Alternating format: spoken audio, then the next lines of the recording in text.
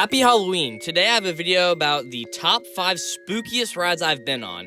This is not restricted to only roller coasters, but just rides in general. The way I determine how spooky it is by theming, surroundings, and just the aura that the ride gives off, but let's begin. Last place is Flight of Fear. Even though it's last, it's very solid. This ride is themed heavily into aliens, and it really gives this ride its creepiness. The queue is just a huge room, but packed with theming. There is obviously the big UFO, but a lot of other great theming elements. The real creepy one is that there are TVs all over the place that have a scientist explaining the whole operation that they have going on here. There was an alien crash, and they took all the alien equipment, and they're studying it and trying to recreate it. And you're there to test one of the new devices that the government just made. Walk up to the train, and you see 3 aliens in test tubes, which is a really great theming element. The ride is also pretty scary since it's in the dark, and overall pretty underrated. 4th place is Reign of Kong at Islands of Adventure. The ride itself is kinda spooky, but the real reason why it's here is its queue line. It's legit so underrated and one of the best in the world. The amount of goosebumps I get every time I go in line for this ride is insane. It's so dark, and there aren't really any bright spots in the entire queue, and the feeling that you get from this place is just so ominous. For a while, you have to listen to the elder of the tribe on Skull Island, but she isn't really speaking English, but even though you can't understand her, I get chills every time I listen to her speech. Then you go through some very small and cramped tunnels that have skeletons hung up on every wall, which is just so eerie.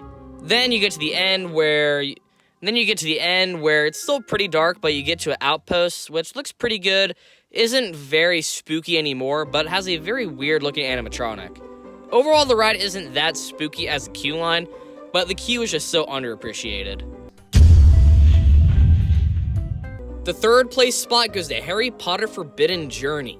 This is one of those that you wouldn't really expect to be on this list, but has some pretty scary points during the ride.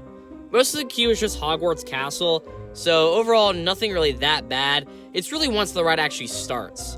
After the whole part where you meet the dragon and get to the Quidditch pitch is where it actually gets pretty scary and you see the Dementors for the first time.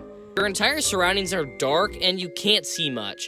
You're jumped by many things like Dementors and the Willow Tree, which isn't there for long but is so ominous and eerie, and it's so cool to just like fly by it and not know really what it is. There are also skulls, bats, and spiders, which add even more spookiness, and it's really good.